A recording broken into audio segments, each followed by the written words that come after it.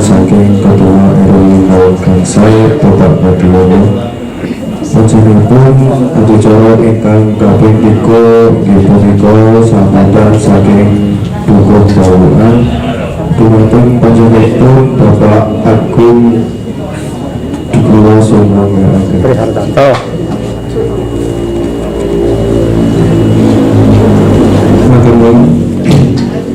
Assalamualaikum warahmatullahi wabarakatuh. Waalaikumsalam warahmatullahi wabarakatuh. Alhamdulillah wa syukurillah la haula wa la quwwata illa billah.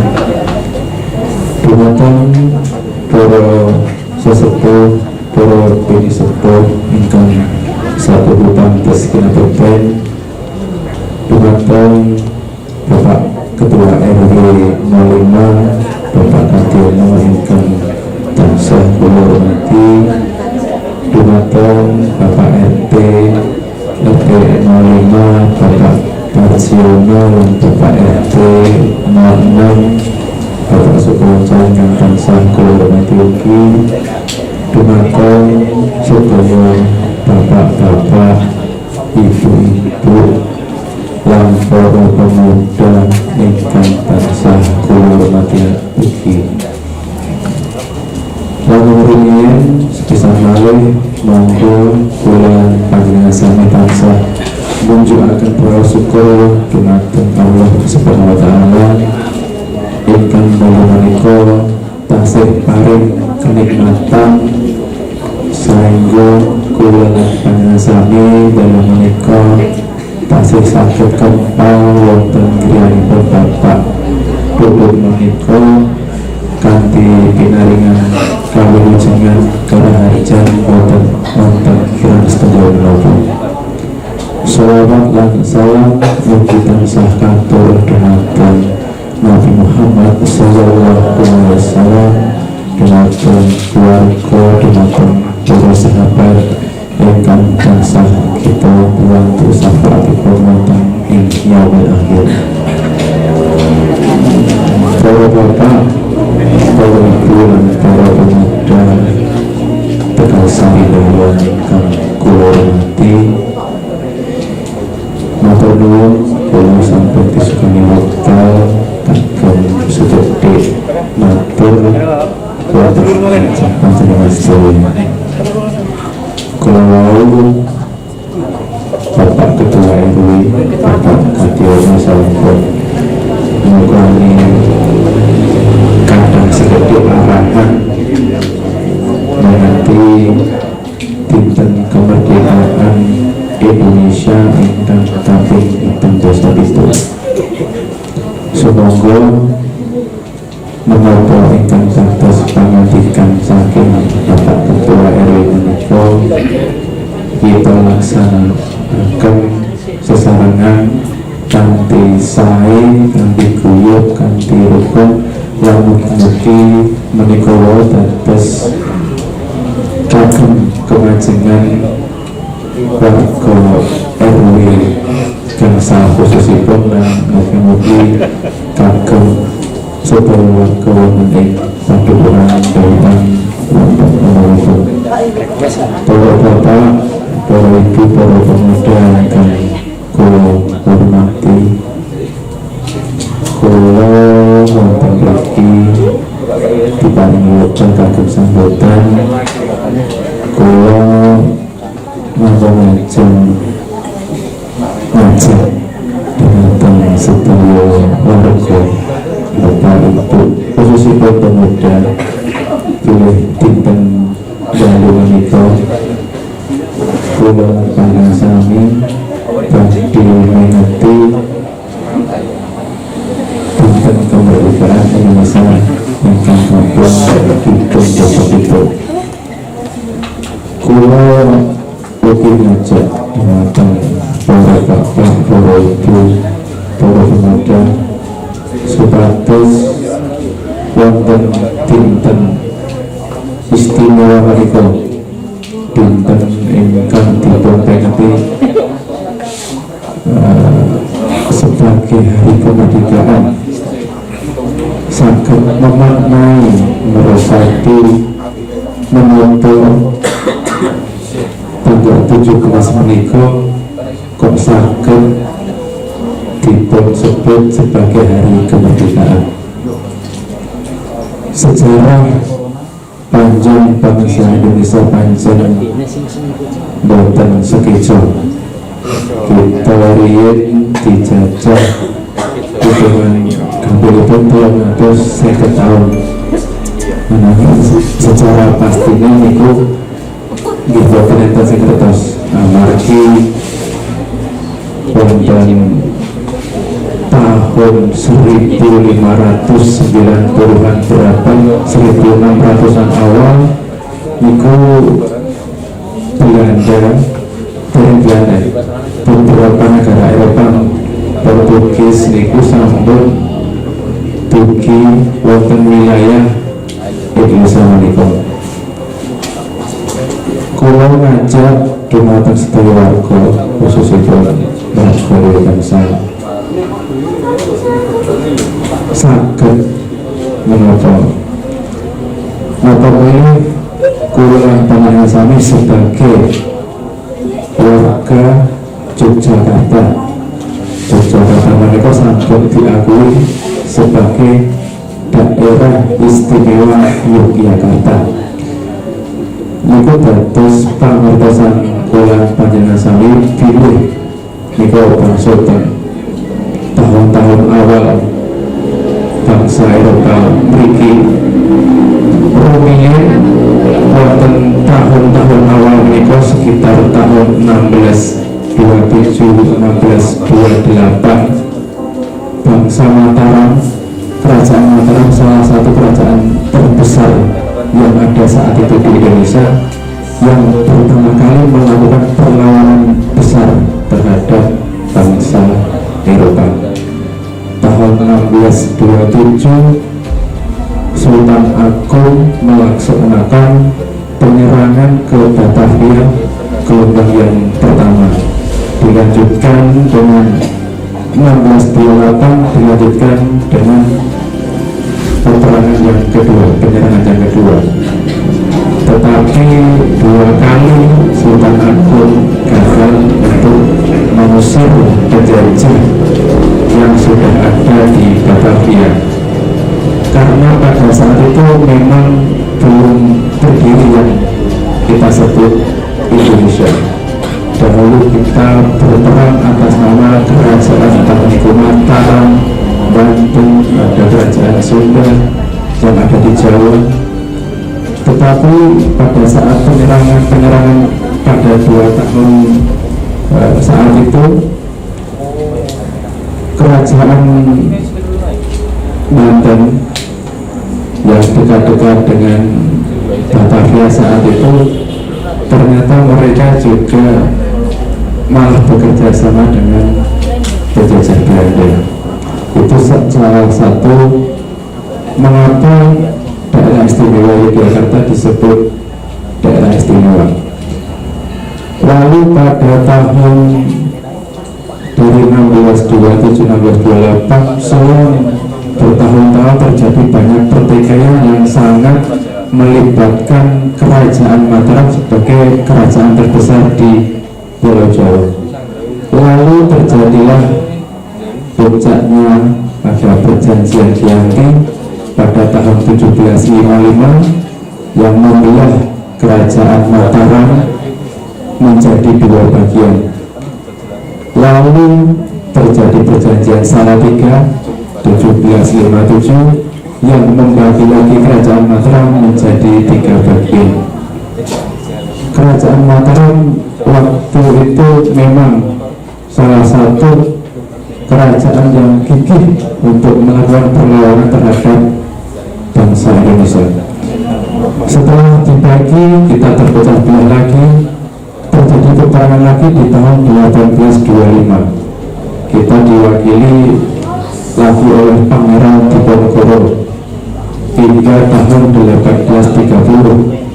Pada saat itu disebut Perang Jawa yang hampir membuat bangkrut VOC saat itu. Lalu pada 1830 Pangeran Diponegoro akhirnya juga bisa ditumpas oleh Belanda. Pada saat itu dengan akal licik Belanda, Pak Radi Diponegoro diajak berunding di Magelang, tapi ternyata malah ditangkap. Saya sudah juga perjuangan bangsa Mataram untuk dijajah Belanda, tetapi mungkin Pak atau sering ingin cerita lagi. 1830 vakum, kita kembali vakum dengan peperangan yang terjadi di kerajaan Mataram, tetapi kita terus saja terpecah belah, dan Belanda akhirnya juga memberi semacam perjanjian kepada Mataram bahwa beberapa tanah, beberapa tenaga mereka diminta untuk melakukan tanam paksa sebagai ganti rugi selama perang 5 tahun yang terjadi dari tahun 1830 sampai 1900-an. Kita sangat menderita. Kerajaan Mataram terus porak-poranda sampai akhirnya di awal tahun 1900-an, saat itu mulailah muncul para pemuda, para pemudi yang mulai mereka bersekolah, kaum terdidik pada saat itu mulai membentuk apa yang menjadi cikal bakal bangsa Indonesia pada saat ini.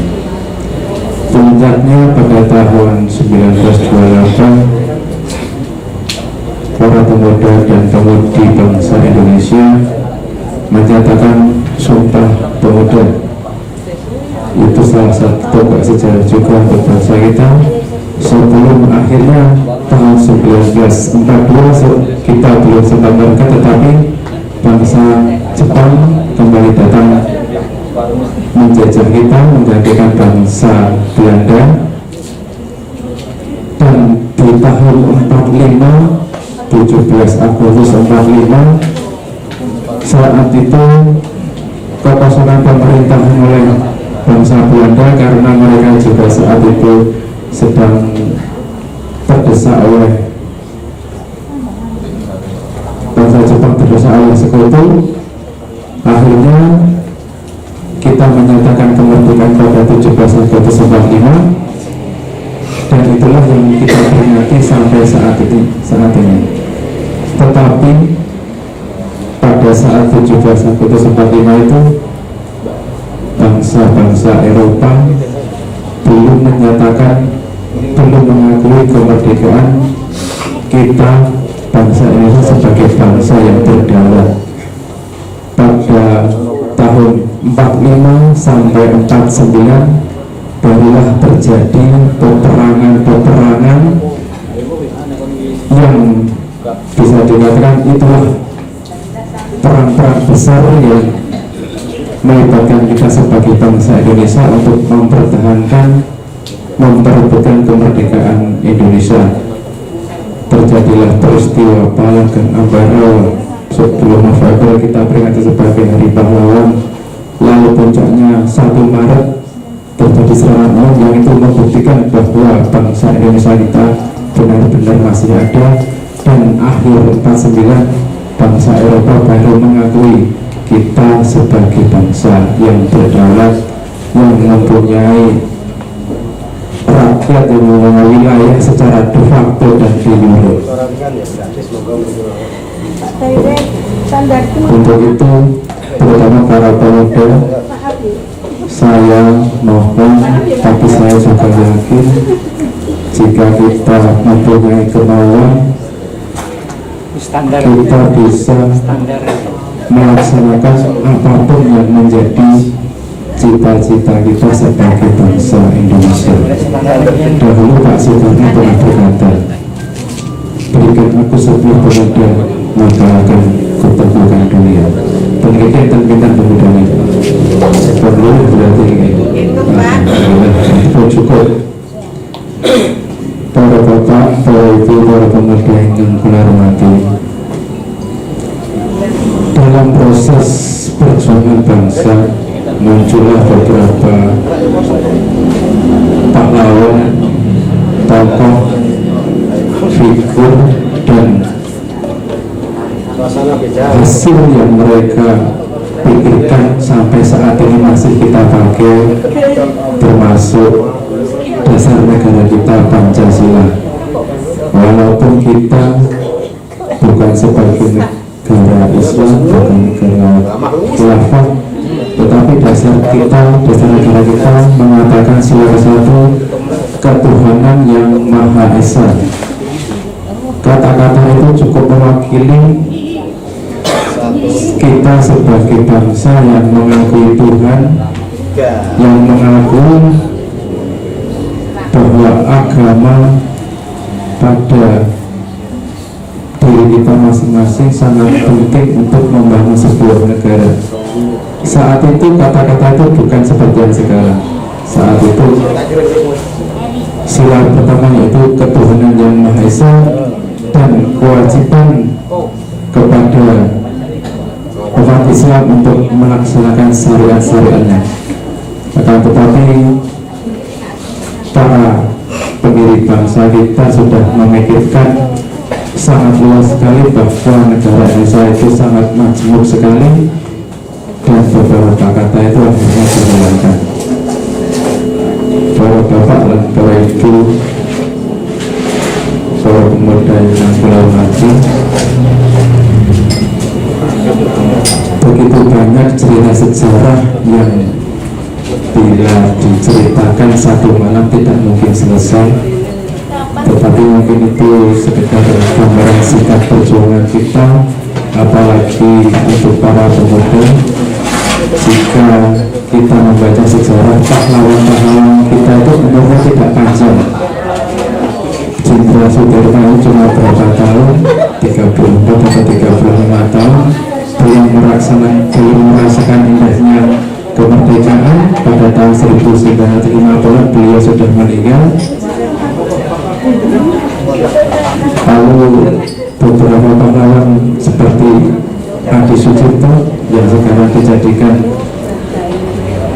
sebagai nama bandara kita yang ada di Yogyakarta, itu baru juga sekitar 20 berapa tahun, dan itu menggambarkan betapa hebatnya para pemudi kita pada saat itu. Dan sekarang jika dibandingkan dengan pada saat itu, mungkin kalau dikatakan di dalam renungan yang paling dalam, mungkin sangat miris sekali. Saat ini pemudi, apalagi jika kita ada kejadian yang sangat memilukan, mungkin seperti kritik atau apapun itu, benar-benar bukan contoh untuk kita terapkan pada saat ini. Ini kalau Bapak Pura itu mungkin menjadi kejawan letak sekedar mau mengatur namanya saestu kalau ngaturakan agung panuwun dumateng Pak RW, Pak RT, sesepuh, disepuh, para bapak, para ibu, para pemuda yang dalam menikah sampun rawuh, sampun kursus nindaki pengetan hari kemerdekaan yang kaping 7 ini. Satu impor lokasi saestu mau pilih pulau gadah kalapatan atau kalapatan pulau pengaruhan sampai teman-teman pulau tutup bila kita bagi saya. Wassalamualaikum warahmatullahi wabarakatuh.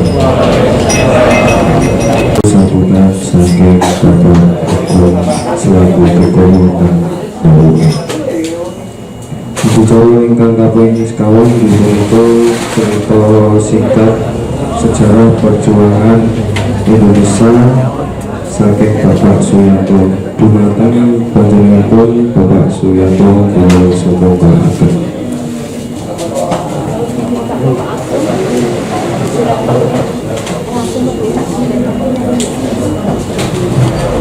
Yuk Pak Buton supados rileks sumenirin ya. Rada ora tegang nek ngomong sejarah.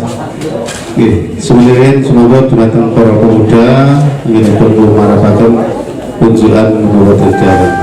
Matur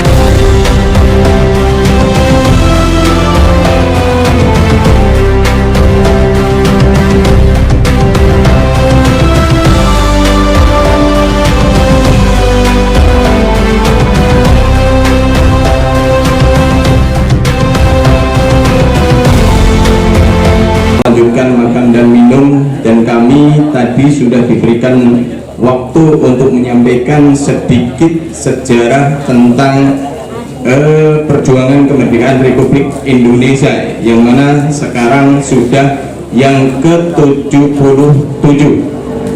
Yang terhormat Ustadz kita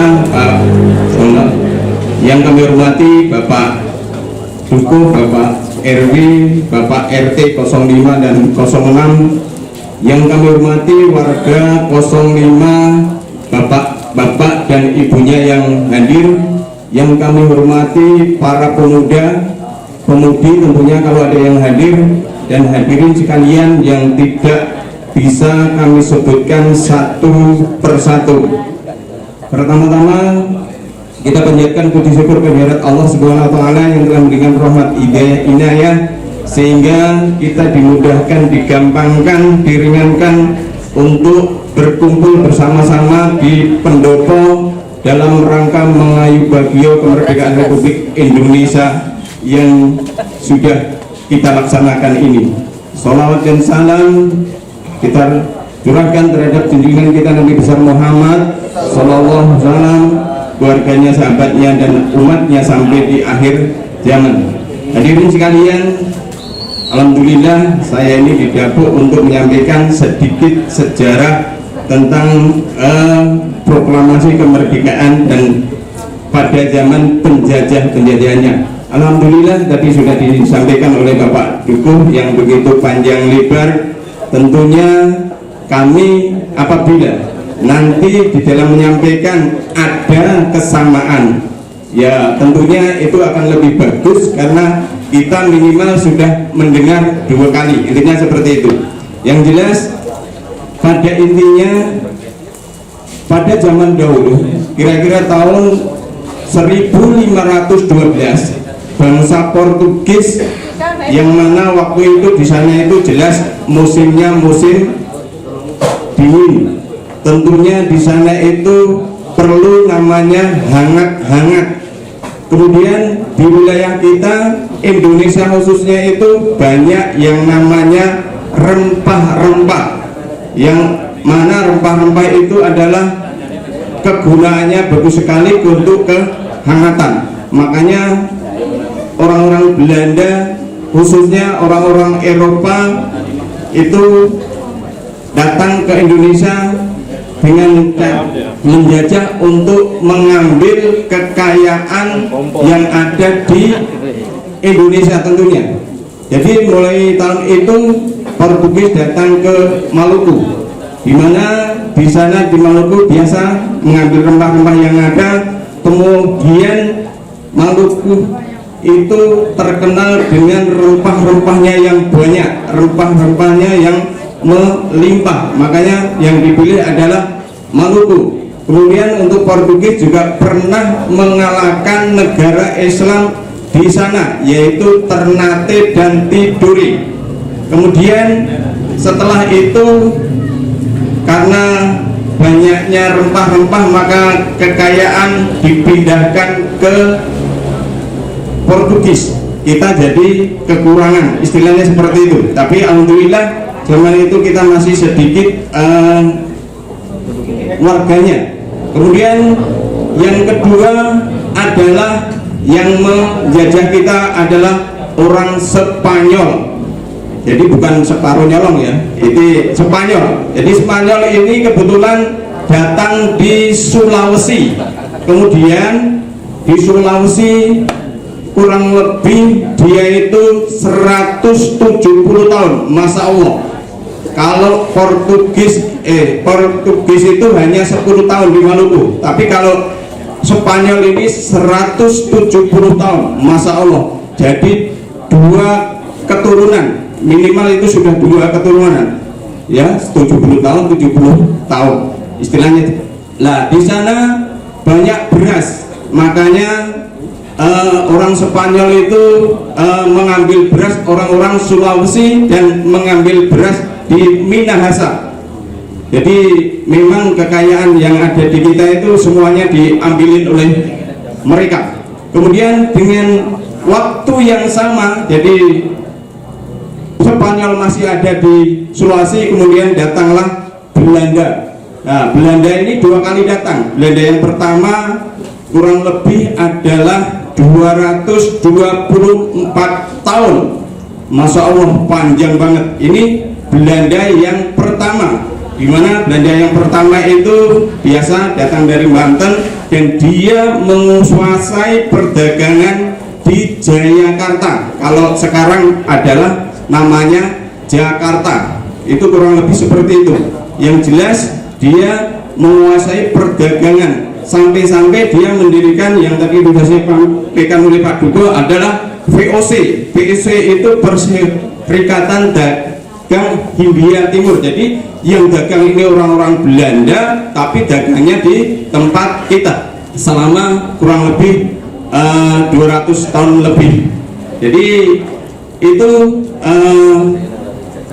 yang dilaksanakan oleh Belanda. Kemudian yang ketiga adalah kedudukan sementara Perancis dan Inggris. Nah setelah tadi disampaikan juga oleh Bapak Agung bahwa Belanda kalah dengan Eropa, maka Perancis mau nggak mau pengen menguasai Indonesia yang punya lahan menguntungkan. Akhirnya Inggris Prancis datang ke Indonesia kurang lebih 10 tahun. Biasa dia tetap menguasai perdagangan, menguasai rempah-rempah yang ada di kita. Kemudian 10 tahun karena Prancis ini tahu kalau Indonesia dikuasai oleh dia, maka Inggris yang notabene itu negara Eropa, istilahnya punya keinginan juga datang ke Indonesia untuk merebut Perancis dari tangan Indonesia itu. Maka dia datanglah ke Indonesia, direbutlah kekuasaan Perancis oleh Inggris. Nah, Inggris kebetulan menguasai kurang lebih 5 tahun. Ya pekerjaannya seperti itu, dagang, dagang, dan dagang. Kemudian perlu disampaikan kembali sekarang datangnya Belanda yang kedua, karena Belanda tahu zaman dulu itu Indonesia itu banyak rempah-rempahnya, banyak kopinya, kebunnya banyak, istilahnya dia datanglah kembali ke Indonesia dengan kurun waktu kurang lebih 126 tahun. Jadi total memang betul Belanda itu menjajah 350 tahun di Indonesia.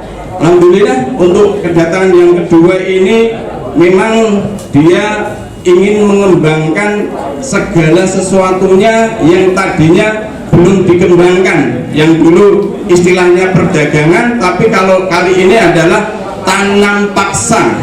Maksudnya tanam paksa adalah warga disuruh nanam kopi, diambil semua. Warga disuruh nanam rempah, diambil semuanya. Jadi semuanya diambil oleh Belanda. Jadi kita itu istilahnya para sesepuh dulu, para orang tua kita dulu, bangga kita dulu betul-betul sengsara, betul-betul menyedihkan. Untuk itu memang kita harus tahu sejarah ini biar kita itu mengerti bahwa zaman dulu itu susahnya minta ampun, betul-betul ya. Jadi yang jelas intinya selama 126 tahun ini tetap dia menguasai. Di antaranya adalah kerja rodi. Jadi kerja rodi itu buat jalan dari Anyer sampai Panarukan. Jadi semuanya itu kerja semua, dipaksa semua, Masya Allah. Nah, dengan dipaksanya tanam paksa, kerja rodi, makanya warga negara Indonesia ini memberontak secara lokal.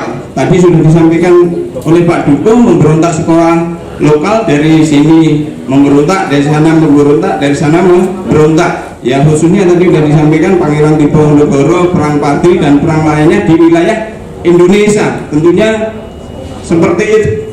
Kemudian perlu disampaikan pada waktu itu kemudian datanglah Jepang. Jepang datang kira-kira tahun 1942. Nah, dengan datangnya Jepang, maka Jepang ini istilahnya merangkul warga negara Republik Indonesia, bahwa bisa disebutkan A3. Jadi istilahnya Jepang itu sebagai pemimpin, Jepang itu sebagai pelindung, Jepang itu sebagai cahaya, intinya seperti itu. Nah, Jepang juga memberikan kebebasan kita untuk mengikuti peta pembela tanah air. Nah, semua ini tetap diikuti oleh warga negara Indonesia kita ini, sambil belajar, sambil untuk istilahnya apa ya, jaga-jaga besok supaya bisa bersatu dan merdeka dan mempunyai kemampuan khususnya karena belajar peta pembela tanah air. Nah, qadarullah wasafa'ah. Jadi Jepang kemudian kalah dengan Amerika, dengan sekutu-sekutunya. Pada waktu itu memang Nagasaki dan Hiroshima tanggal 9 dan tanggal 6 Agustus dibom atom. Hancurlah negara Jepang dengan 2 kota yang besar itu. Kurang lebih korbannya adalah 24.000 saking banyaknya, alhamdulillah. Nah, dengan kalahnya Jepang sama sekutu sama Amerika, maka Jepang punya keinginan ingin memberikan kemerdekaan Republik Indonesia yang akan disampaikan, akan diberikan tanggal 24 Agustus 1945. Tapi para pejuang kita tidak mau. Jadi intinya tidak mau diberikan namanya kemerdekaan dari Jepang. Alhamdulillah di sana memang ada perundingan, yaitu di Rengas Dengklok. Jadi Pak Karno dan Pak Hatta itu dibawa oleh para pejuang yang muda-muda. Di sanalah berembuk, berkomunikasi yang jauh dari orang-orang Jepang. Tapi kalau jauh dari orang-orang Jepang nanti tidak terintimidasi, makanya dijauhkan dari Rengas Dengklok. Jadi intinya jangan sampai kita merdeka tanggal 24 Agustus. Nah, kemudian Pak Karno menyepakati saya siap untuk istilahnya merdeka nanti setelah di Jakarta. Akhirnya sepakat, pulanglah ke Jakarta. Kemudian beliau ditempatkan di rumah seorang jenderal, yaitu di Jalan Imam Bonjol nomor 1 Jakarta. Lah di sanalah beliau-beliau itu panitia itu istilahnya merumuskan teks proklamasi kemerdekaan yang sekarang sudah terjalin. Jadi intinya di sana itu seperti itu. Nah, setelah clear bunyinya ini ditandatangani oleh Soekarno-Hatta atas bangsa nama Indonesia. Sebelum bubar, kemudian Pak Hatta menyampaikan untuk teks ini agar diperbanyak, disampaikan ke masyarakat luas agar mereka tahu, dan besok hari detik-detik proklamasi kita bacakan. Dan alhamdulillah waktu itu Iring Nasional istilahnya tanggal 16 Agustus 1945, kemudian akan disampaikan pada waktu tanggal 17 Agustus paginya. Nah, kemudian pada pagi hari semua pejuang, semua pemuda sudah berkumpul di rumah Insinyur Soekarno di Jalan Pegangsaan Timur nomor 59. Tepat pukul 10 mereka istilahnya membacakan teks proklamasi yang telah disepakati, yang telah disusun. Nah, setelah itu baru dinyanyikan lagu ulangi, dikibarkan bendera merah putih Sang Saka yang dijahit oleh Surya Diningrat ya. Fatmawati. Jadi istilahnya itu dikibarkan langsung diiringi lagu Indonesia Raya. Nah, tepat 1 jam persis upacara selesai. Nah, demikian saudara-saudaraku sedikit sekelumit sejarah yang mana tadi sudah disampaikan banyak oleh Pak Agung. Mudah-mudahan ini menjadi pengalaman pengertian bagi kita semuanya. Saya ingin mengajak pada diri saya sendiri, para warga RW 05 dan para pemuda khususnya, untuk menjadi pejuang mengisi kemerdekaan. Jangan menjadi pejuang istilahnya pecundang kemerdekaan. Jadi intinya silahkan teman-teman meningkatkan pengetahuan untuk belajarnya sehingga tahu mana yang baik, mana yang tidak baik, khususnya seperti itu.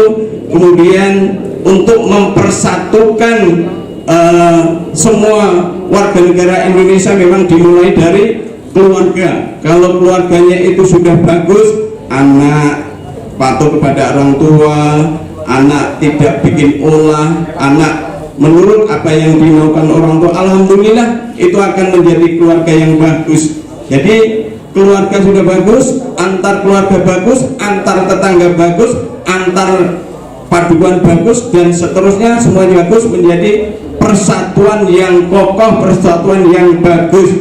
Pokoknya NKRI harga mati, istilahnya seperti itu.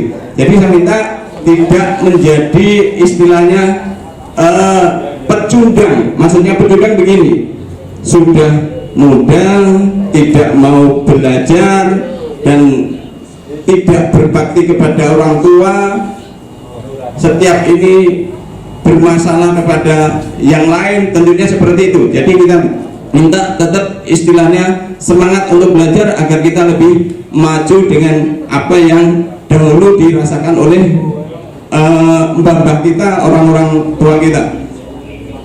Segitu saja yang perlu disampaikan. Tentunya kami mohon maaf apabila kami di dalam menyampaikan ini banyak kekurangan, banyak kesalahannya. Kami mohon maaf yang sebesar-besarnya. Wabillahi taufiq wal hidayah. Wassalamualaikum warahmatullahi wabarakatuh.